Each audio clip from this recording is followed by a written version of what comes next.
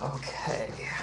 Hello, this is Max, and this is my Matthew Bible study, segment 13 on marriage, Matthew 5:27-30. You know the commandment which says, "Be faithful in marriage, do not commit adultery." But I tell you that if you look at another woman and want her, you are already unfaithful in your thoughts. If your right eye causes you to sin, poke it out and throw it away. It is better to lose one part of your body than for your whole body to end up in hell. If your right hand causes you to sin, chop it off and throw it away. It is better to lose one part of your body than for your whole body to be thrown into hell. Now, I want to say that this is kind of a difficult one for me to do because it goes into, and I've had pornography addiction. Many men suffer from it, and some women suffer from it as well. And I believe that this as well, this section as well, can be put in modern days and can actually apply to the pornography plight epidemic. I believe that it corrupts what is supposed to be a beautiful thing between a husband and a wife, between two loving people, and takes it to the basest the basest desires, and makes it all about flesh, all about just pleasure and not about love. And I mean, it says, I mean, if you're married and if you look and lust after another woman or another man, if you're a woman, and you've already committed adultery in your heart, you've already did the act, which is just as bad as you've already thought about doing the act, which is just as bad as doing the act, and it's the same, I believe, if you're single and if you're lusting after a married woman or a married man.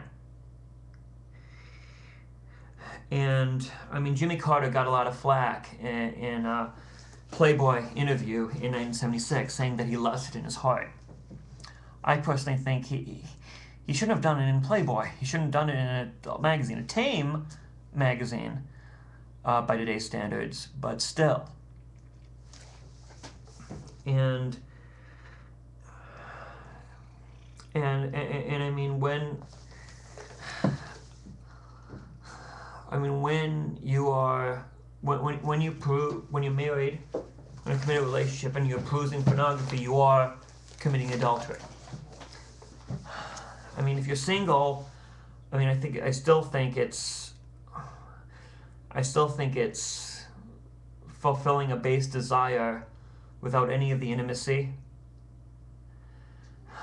But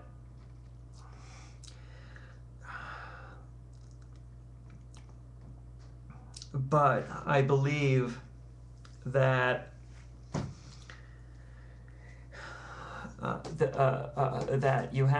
if you're single, you can't lust after a married woman or woman, man, like I said, because that's committing adultery. I want to say, if your right eye causes you to sin, poke it out.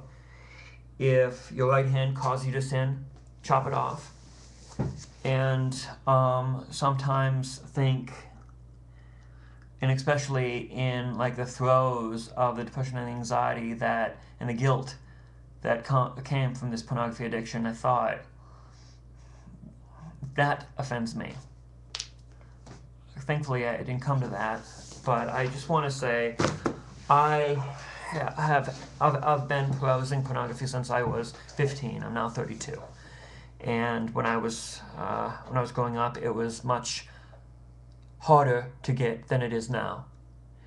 And I firmly believe that kind of the way I am actually is from that. I believe that teens access to pornography warps the way they view the opposite sex. I mean, just look now with the sexting, people texting naked pictures of their underage girlfriends and stuff like that, and it just,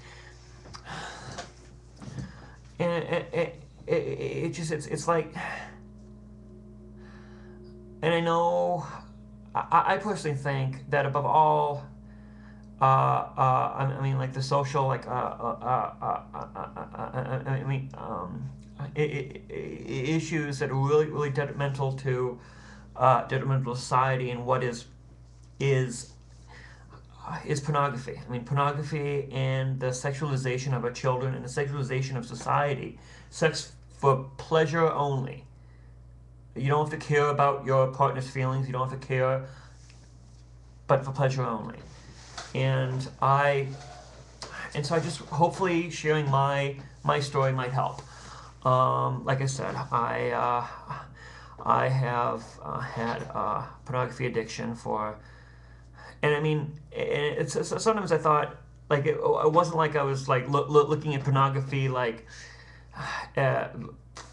several times a day. I mean, it was just like daily, but still, it ate me up inside, because I knew wasn't for me. Even when I was going to church, even when I wasn't that close with God, I knew that wasn't me.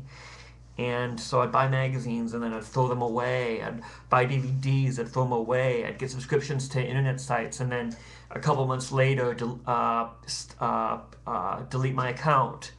And then I doing this on and off, and and when I started going back to church again, and when I started going and talking to God again, I felt like I can finally do it and make it stick. Now, I knew I'm still a man, and flesh needs. I mean, it's very hard being a Christian and having a sex drive. And so I said I was going to go off all visual, because I mean, it's not just sinning against me, it's not just hurting me, but it's also hurting the women. And there's some really good websites out there. I think Pink Rescue is one of them, and Triple X Church is another that has testimonials of women who left the industry. And so I went off that, and then I started going just to story sites like Literotica.com, MCStories.com, things like that. And I mean, even I like the stories. I mean, they still. I mean, most of the scenarios were like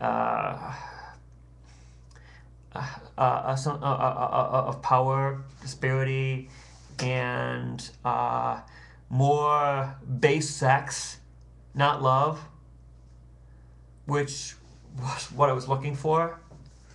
And saying how I mean all the sexual relationships and stuff was from either regular TV or from the pornography, which makes it very, very difficult. I mean, you don't have like ones where people are like dating in the nervous, awkward pose, stuff like that. You don't have that. It's just slam, bam, thank you, ma'am. And so I said, okay, I'm going to stop the stories, although that was very difficult. And I prayed to God to help me get off the stories. And so one day I went in there, and my computer shut down. And my computer froze, my internet froze. And then I started up again, and it couldn't find my hard drive. Okay. And so I prayed to God because my stories, I'm a writer, so my stories, my music, everything was on the computer. So I prayed to God, and I won't go on that website again. And my computer found my hard drive, and that was fine. And so then I went. I still do stories, but it's married, just of married couples, fantasizing of being married, and that's not perfect, and hopefully I'll grow beyond that. But it's weaning yourself off from sin to be free from it.